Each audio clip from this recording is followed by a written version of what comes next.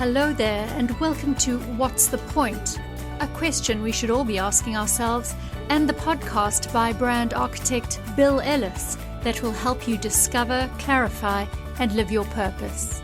Well, hello, everybody, and welcome back to What's the Point? And today I've got a terrific show for you. I'm really excited. And yes, I say that every single week because every single week I've got terrific guests. I'm very fortunate that way. Today's a special show for two reasons. First of all, it's my 20th episode, and there are people that thought I might not get to 20, but by God, we are, and we're going to keep moving forward, and it's been fabulous fun. The second reason I'm excited is because my guest is a highly successful entrepreneur and business owner. She owns a PR firm, Mojo Public Relations, based in the Middle East. And most importantly, for full transparency, she happens to be my wife. Hello, Tara Rogers-Ellis. Hello, Bill Ellis. Nice to be speaking to you. Nice to be speaking as well. And thank you for agreeing to this because I know you don't do many podcasts. You're more accustomed to getting people on the opposite side of the microphone and coaching them through this. But I know you well enough and know your experience well enough to know that listeners to this podcast are going to really learn a lot from you and grow a lot by listening to you and enjoy the conversation. Many of them will recognize you as the voice for the intro and the outro for the show, which I also appreciate you doing. But let's start with this. Mojo PR, a public relations and communications firm based in the Middle East, specifically in Dubai. One question I hear often, and I bet you hear it more often, is tell me about the name, share with us where Mojo comes from. What does that mean and why is it significant? Mojo is actually a West African term. It means lucky charm or spirit. And so our job is to find our clients' brands Mojo and help their customers fall in love with them. And that's the essence of what we do in our work. Well, that sounds terrific. And are you asked that question often? Every single time. So it's a conversation starter. Well, it is good because it's a word that I've heard a lot and frankly had no idea of the meaning specifically, much less the origin. And the origin makes a lot of sense given your origin, which is being born in Africa. And share with us your early days briefly. I was born in Zimbabwe. At the time, just before it became independent and known as Zimbabwe. So I was actually born when it was called Rhodesia. But I didn't grow up there. My family moved to South Africa when I was very young. And that was where I spent most of my childhood. Growing up in South Africa. But anyway, growing up in sub-Saharan Africa was a very interesting time, not always a very easy time. I was born of liberal parents who were very vocal and stood up to the regime of apartheid, which was in operation in South Africa. They were very much against it, and they brought us up, their children, there are 4 of us in my family, to reject anything that judged anybody on the color of their skin. Well, that is a tremendous lesson to have learned. So I'm very grateful, and I know you are. That's the perspective that your parents had. So moving forward, you now are in Dubai and have been for some time. Speaking of apartheid, you were able to move. You moved to Dubai when you were married before, when your husband got transferred there. Yes.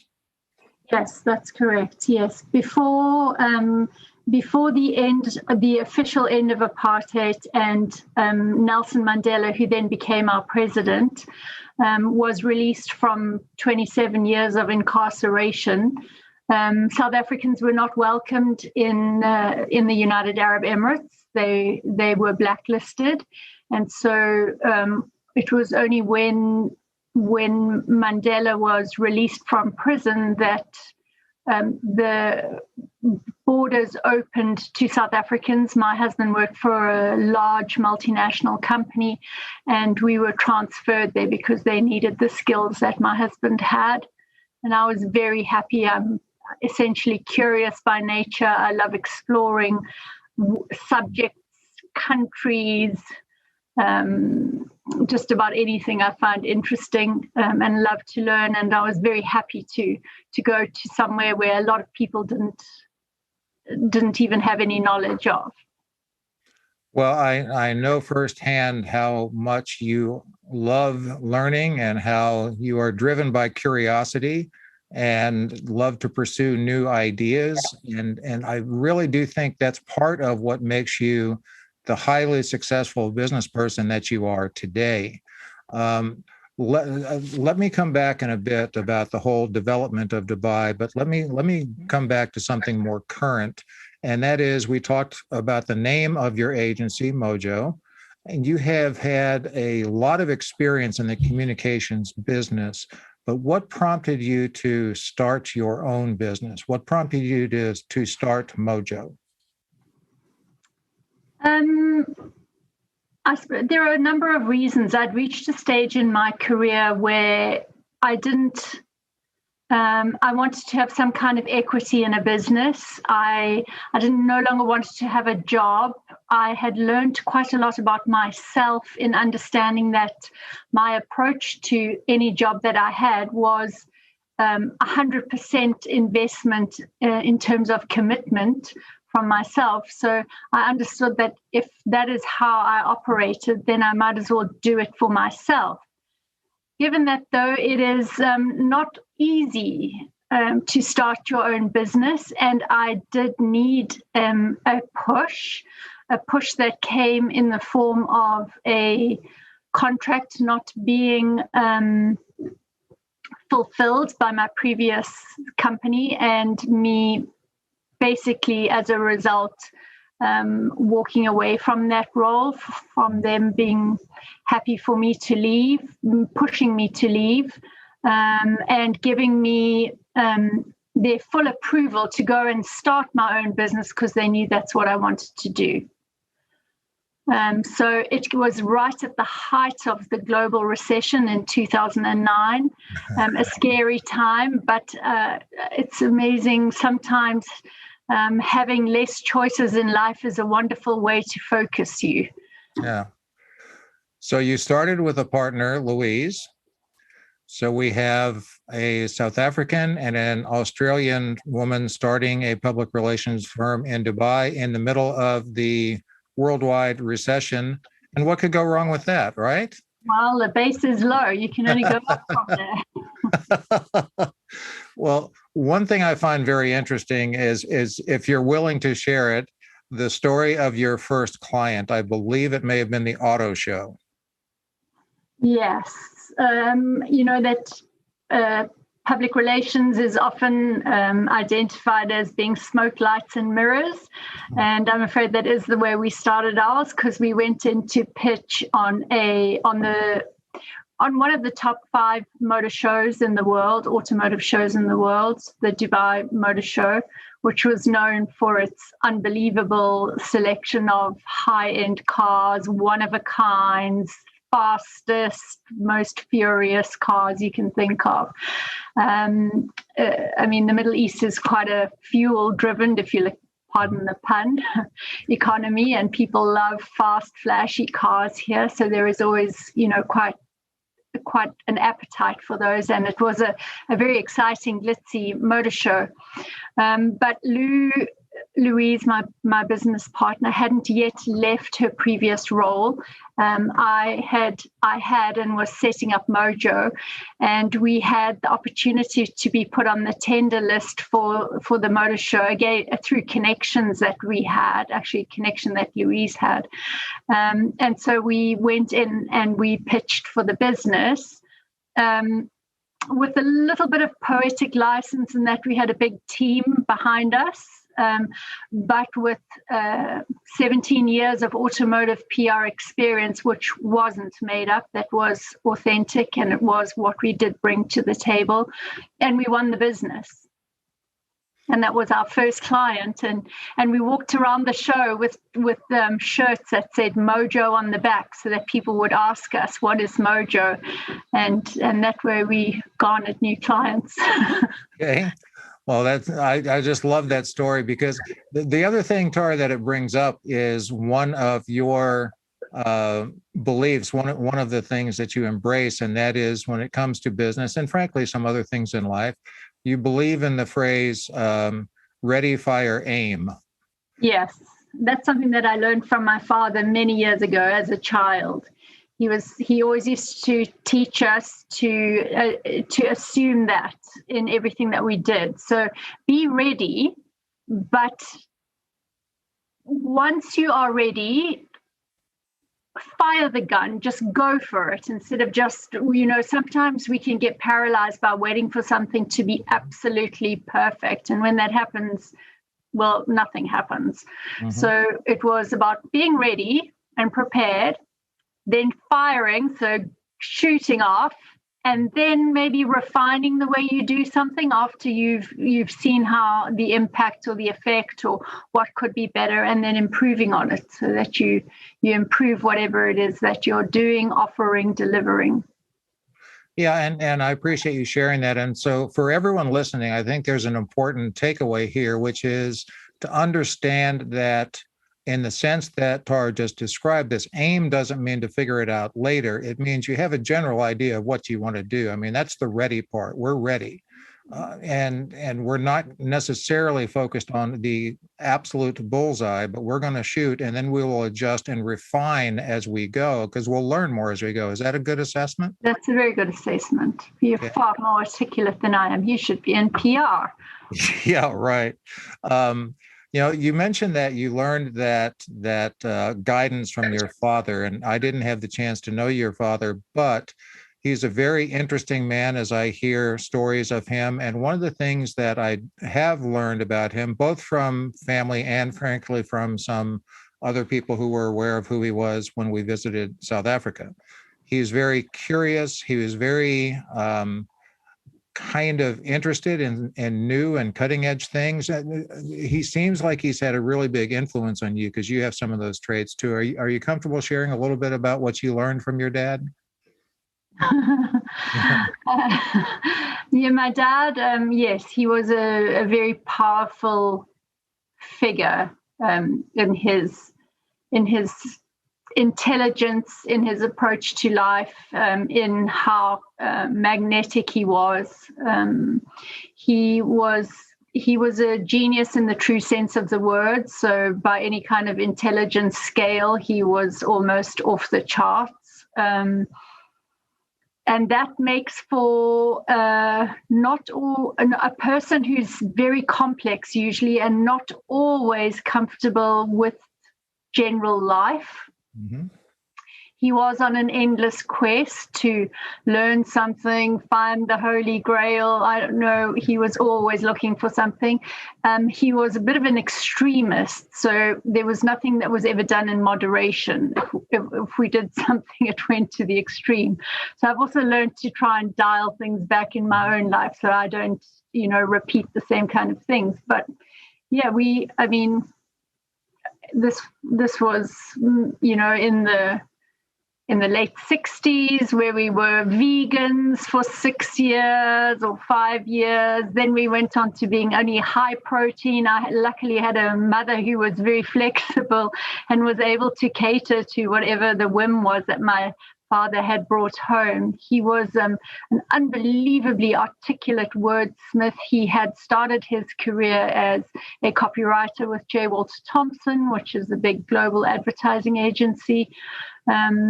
He then got bored with that, wanted to try something else. We bought a hotel. He spent one day in the hotel and decided that wasn't for him, and then left my mother and my grandmother to run that while he went off to find himself somewhere else. In the 70s, we had a flotation tank flown in from the US into South Africa and installed in our house. And we used to do flotation once a week. My brother and I were sent at a very early age to learn transcendental meditation, which was what he had learned. And to go through something like that when you're trying to live a very average life and fit in with all your schoolmates. And we were at 8 or 9, going to learn how to meditate. With hindsight, of course, was the greatest gift he could ever have given us, because we understood how to meditate from when we were children. And I know lots of people today really battle to practice that mindfulness and that meditation. And for us, it's almost it's a general part of our lives now. Well, that too is a very interesting point, and a gift from your father. So yeah, he sounds like an interesting, powerful, magnetic guy, and but we're here to speak with you. And the good thing is you've learned a lot from him, and a lot of his characteristics you've picked up in this regard. You're not eccentric, you're not an extremist in most cases, but you are very curious, and you are also very willing to make the move, to take the shot, if you will, in the ready, fire, aim approach. You had your first business at the age of 19 or 20. So you've been an entrepreneur since very young, and since a very young woman, right? Yep, that's right. Yeah, I used to just try things. I've always tried things. In fact, even today, I think I drive my business partner crazy sometimes when I have an idea and say, let's try this. And she's thankfully a very good foil for me. The two of us together are much greater as a whole than we would be in our parts. Yeah, and the fact that you are co-founders of the company and complement each other so well is probably one of the big reasons that your company is so successful. And saying that, well, let me, before I get back to your business, let me try to stay a little bit chronologically correct, just loosely. So you had several businesses in different areas, different cities throughout South Africa, and then you moved to Dubai. You moved to Dubai when Dubai as we know it didn't exist. When you moved, it was still just what's now called Old Dubai. Mm-hmm. So you saw Dubai as we know it grow and continue to grow. Yes, absolutely. And it's been such a privilege and so exciting to be part of the growth of a city like that, to be part of the storytelling of a city that has been big and brave and shown no limitations in its thinking and scale and vision and determination. Yeah, excuse me. The I'll call it the personality of Dubai and the Emirates as a whole seem to match very well with your personality, where you said big and brave and bold. And that's how I find you, certainly in business, big and brave and bold. So you said it was a privilege to be a part of the storytelling. And let me just be clear. I know it to be a part of the privilege for you to have been a resident as all of that's been going on. But also you literally have been part of the storytelling. Share with us some of the promotions that you have taken part of or created on your own or seen to launch some of the phenomenal things in Dubai. I know you were involved in that famous hotel, the Burj Al Arab, with some promotions there. I know that there's been just phenomenal horse racing, car racing, and everything that seems to happen in the Emirates and in Dubai is nothing but on the grandest of scale. And you've been involved in a lot of that, at least behind the scenes. Share with us. Yes, I've been very lucky. I've been in communications there for most, in actually my entire career in the Middle East. But I worked for a period with a government, one of the government agencies, which was part of the Dubai Civil Aviation and the airport, and that was Dubai Duty Free, where I worked in marketing and PR there. And at that stage, yes, Dubai was not on the map. It was an expat It had started off as a pearl fishing village and grown. It has oil, like most of the Middle Eastern countries have oil, but it didn't have the most. And Sheikh Mohammed, who's the ruler of Dubai and the Crown Prince of the UAE, he had real vision in understanding that the oil would run out one day, that we couldn't always rely on that as a chief source of, of revenues for the country. And that his population was really small. The Emirati population is really small. It's, it's 2 million people. And he brought together two critical players in the promotion of Dubai and what it could be, and that was Dubai Duty Free and Emirates, the airline. And he brought us together, and he told us that he would give us a building that would be as iconic as the Empire State Building or as the Eiffel Tower in Paris, where if you just saw a picture of that, you would recognize what city it was in. And that building was the Burj Al Arab, which was the first 7-star hotel, which is in the shape of an Arabian boat, which is called a dhow, and the sail of the Arabian dhow. And that we needed to take that out to the world so that whoever saw that picture would know Dubai. And the vehicle we used to promote Dubai as a destination, because that was the two-pronged approach from Sheikh Mohammed in saying that this needs to be the regional headquarters of all the big global companies.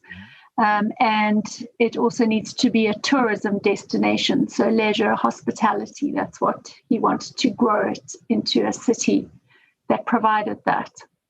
And so we use sport, and that's why we got involved with the tennis, and we did an ATP Tour tennis tournament. For many years, it was only a man's tournament, and now it's women and men. We got the world's richest horse race. I mean, Arabian horses, as everybody knows. There's a huge passion in the Middle East for horses and a genuine passion for it. Sheikh Mohammed is hugely passionate about his horses. We did powerboat racing. We started small with the snooker championships, but we did a variety of sporting events. And I'm sure most people that watch sporting events today around the world will recognize Emirates for being a key sponsor of a lot of sporting events. And that's what we use to familiarize the world with the word Emirates, to familiarize people with the word Dubai and what the destination offered. So on the Burj Al Arab Hotel, there is a helipad, and there have been some tennis matches played on that helipad, and I think maybe some, not golf rounds, but golf hitting, driving competitions. And were you involved in that? Yeah. Were you one of the players? Did you take a few shots when you were up there? No. No. No, but yeah, we did lots of exciting things. Again, using sport in all its forms for, having like the money shot, we used to call those. Well, the Burj Al Arab is absolutely a distinctive building and a beautiful hotel, and because of having been blessed to marry you, I've been able to see that hotel and experience it. But the other building that's perhaps even more iconic is the Burj Khalifa, currently the world's largest building. And that is one that pardon me? It's the tallest building. Tallest. Okay, tallest. And see, that's why you're in PR and I'm not, because you know precise words and I just kind of say general things that aren't exactly correct.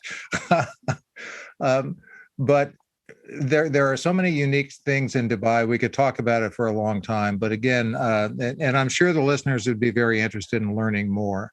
However, what I want to share with them is some of your knowledge and insights as a professional, as a businesswoman, as an entrepreneur.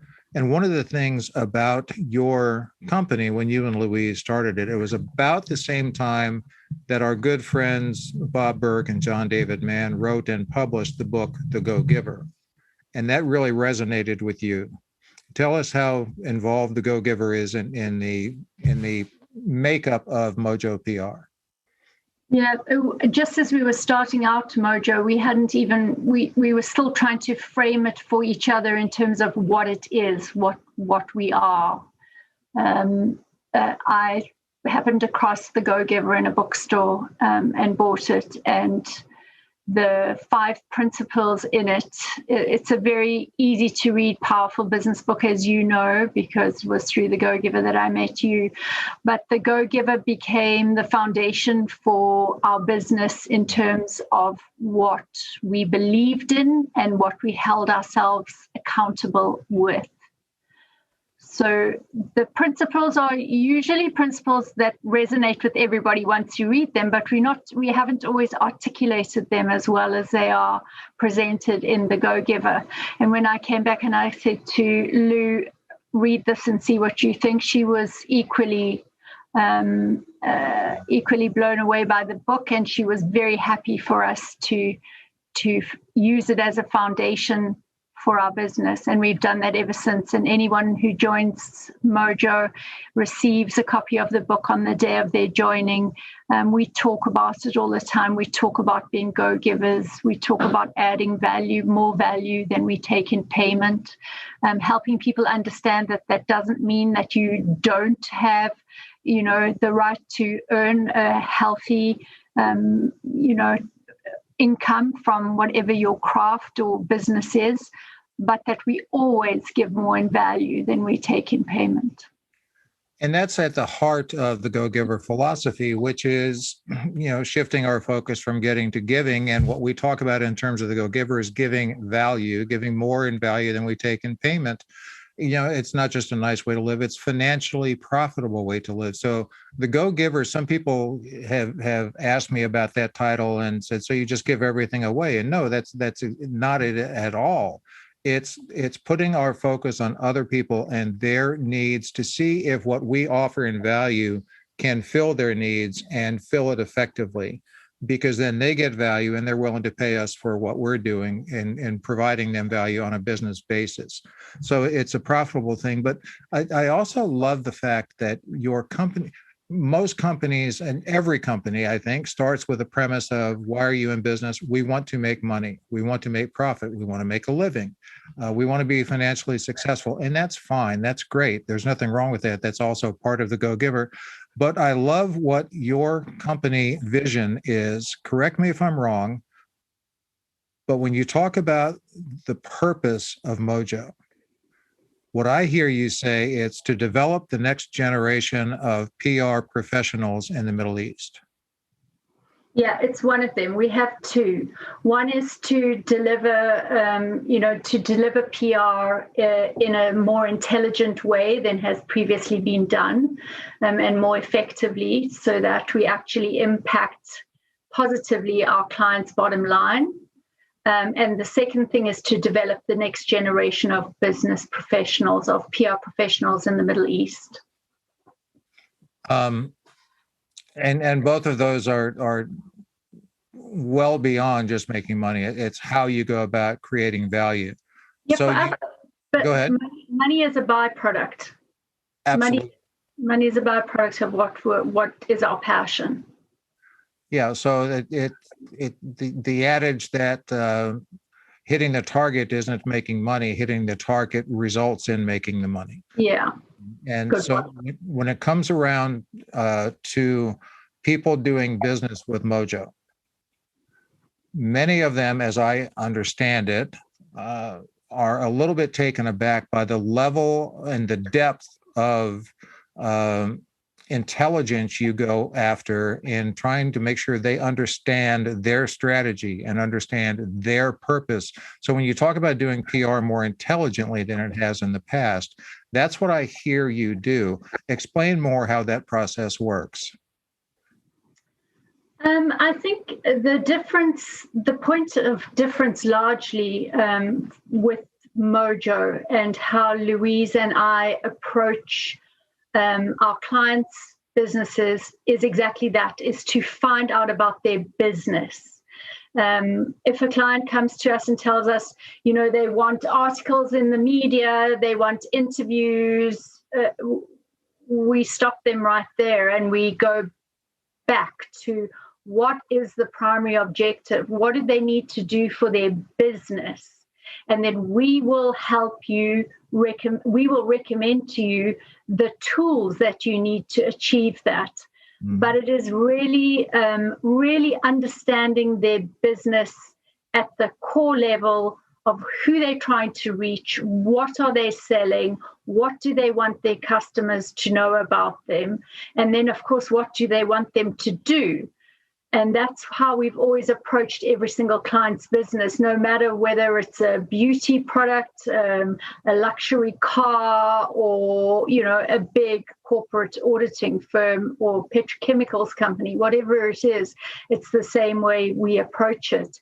And what we have learned is that what we offer is not actually just PR, but it's business consultancy. And no matter how old a company is, bringing everybody, all the stakeholders together in that company to really talk about their business, sometimes they've never done that.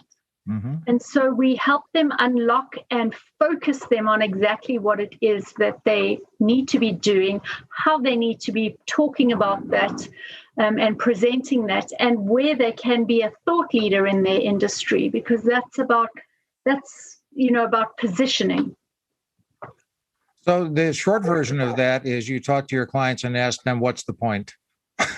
Yeah, that's exactly it. Yeah. It's a very, very versatile question, that. Yeah, it is. And it's one that, as I've said often, can't be asked too often unless people find it annoying. But as far as finding answers and solutions and digging deeper and really getting to the heart of the matter, what's the point, can be asked quite often. You talked about your company, Tara, being every bit a PR agency, but also a business consultancy, and those combine to expand the definition of what public relations really is, because a lot of people think of PR and they think old school, yes, we'll send some press releases out. So we'll just call up and say, hey, what do you do when someone calls and says, we'd like to do business with you, we need some press releases? We say we're not that kind of agency, and if you're interested in using our services, you need to tell us what it is that you're trying to achieve, what the problem is, what the challenge is, and what the objective is. And we can tell you what the recommended approach would be. It might be the use of the odd press release, but PR doesn't stand for press release. It stands for public relations.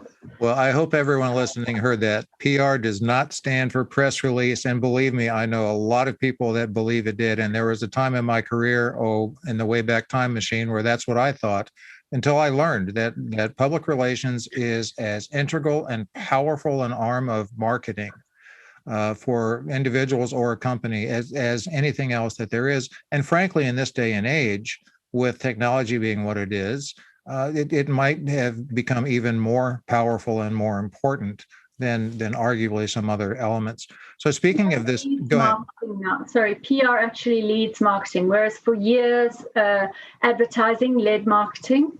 Now PR is the leader in it, and often the advertising is secondary. When used intelligently and in a targeted manner like Mojo does. Mm-hmm. Now, speaking of difficulties in this day and age, obviously we are hopefully getting towards the end of this worldwide impact of the pandemic. What have been, I'm going to ask you two things. I'll throw it out there and answer however you'd like. There have been some really good things that have come from the pandemic and lessons learned, and there have been some real difficult challenges. If you're comfortable, share what you have found to be the biggest insight and positive lesson that's come or experience that's come from the pandemic, as unfortunate as it is, and what's been your biggest challenge as a business owner? As a business owner, the biggest gift that the pandemic gave us, if you can see it that way, was really fast tracking or accelerating our ability to work remotely and still deliver a quality of service. We had already been exploring and developing a hybrid model where our team used to not always be in the office, and that we had already instituted, a system where you could work out of the office for some days of the week.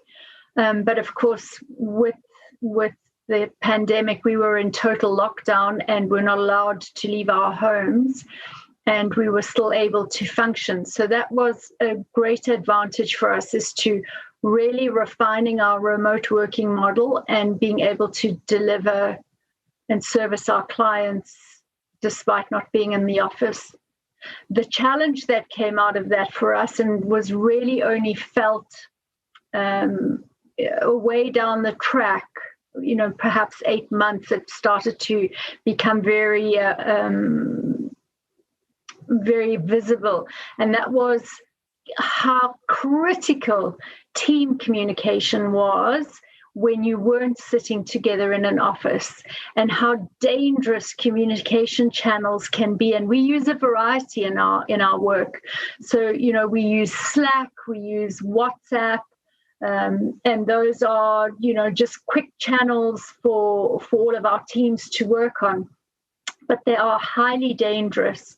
We have different cultures, different nationalities, 14 different nationalities in our team, a young team, and as much as we can play around with emojis and LOLs or whatever the acronym is of the moment, a 2-word throwaway a sentence asking somebody to do something is then interpreted by the person receiving it and reading into it something that quite well might not be there.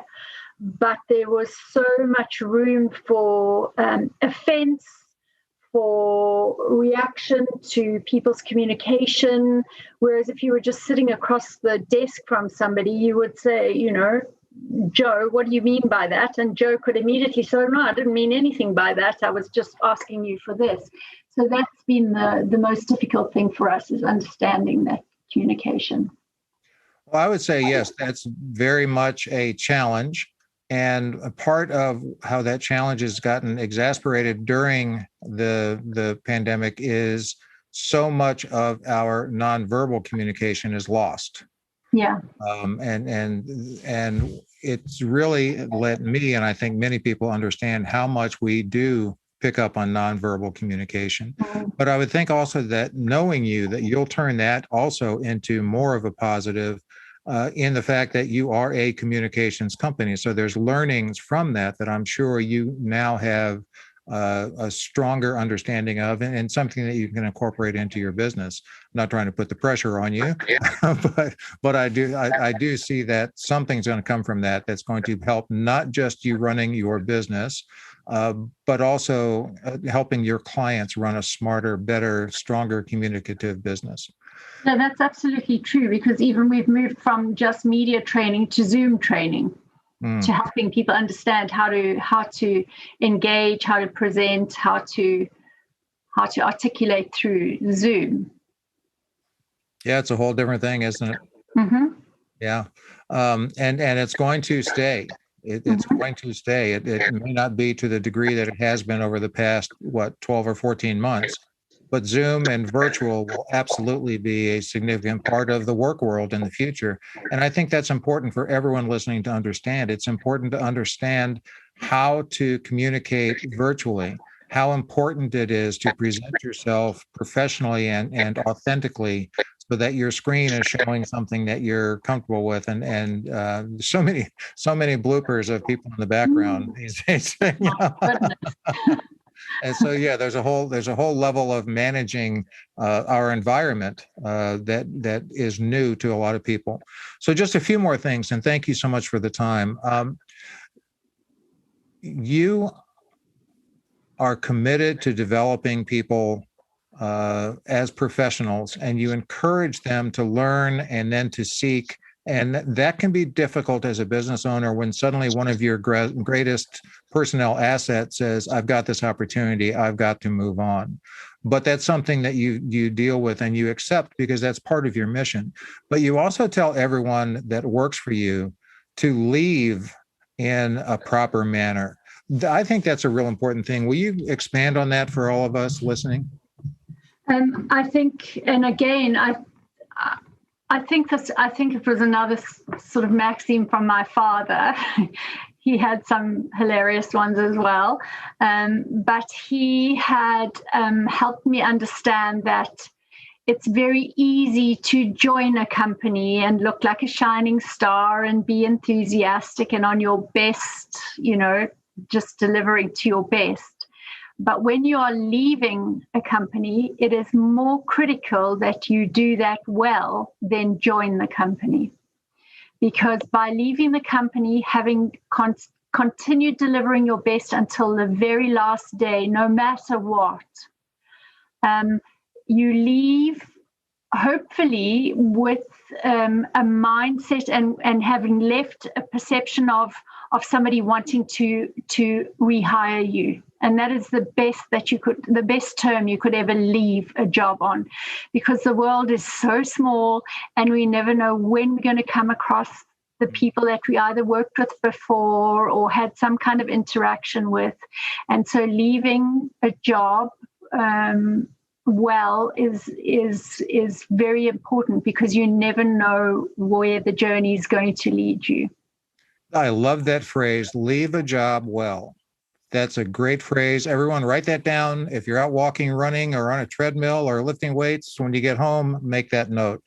But it is really important. I'm not trying to make light of it. I do think it's very important. And it's not, so if you leave with the perception and with the aura that, yes, I'm leaving professionally and happy, and I'm not putting you in a bind, I'm being responsible, then not only will it give the appearance that you want to be rehired, but what could even more likely happen is someone's going to call for a referral.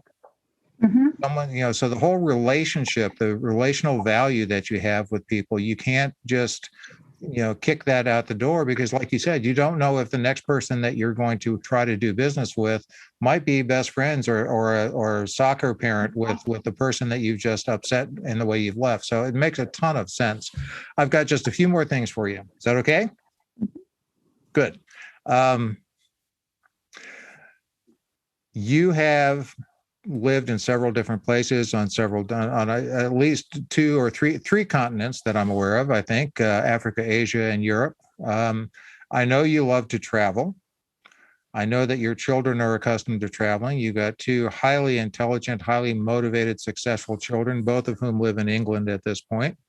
So let me talk about travel. I'd like you to share with me two bucket list items. One is the one place you would really most like to travel internationally, visit, and the one place that you would most like to travel to or visit in the United States. So internationally, I would really, really love to travel to Japan.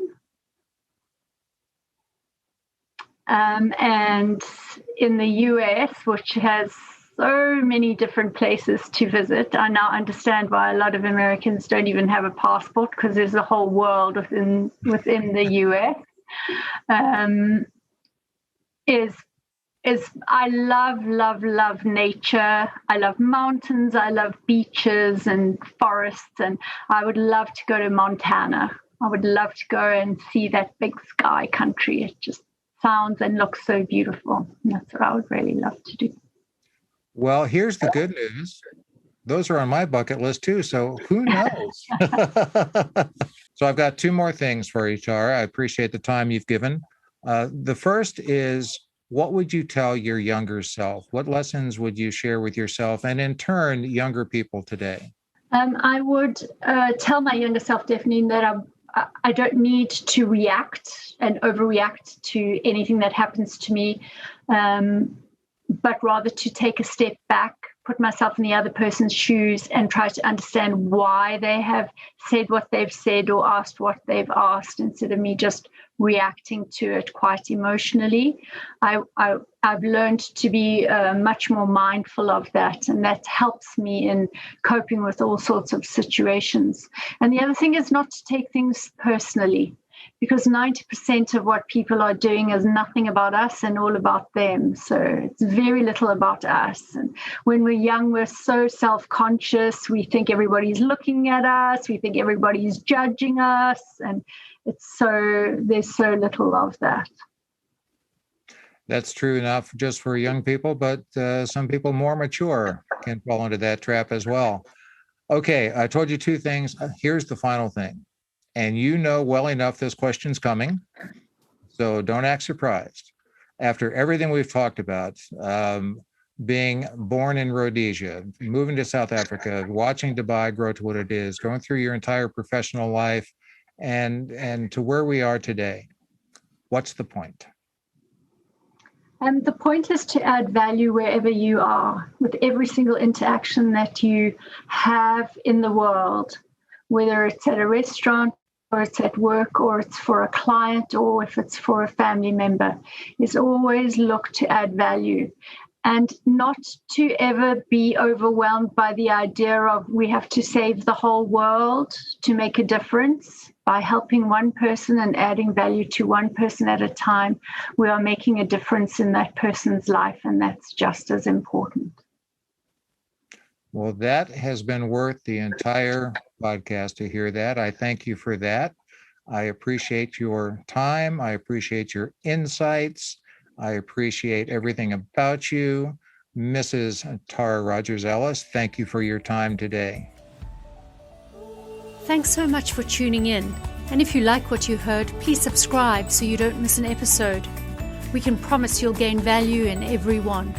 Rating and reviewing makes us more discoverable and helps others find out what's the point.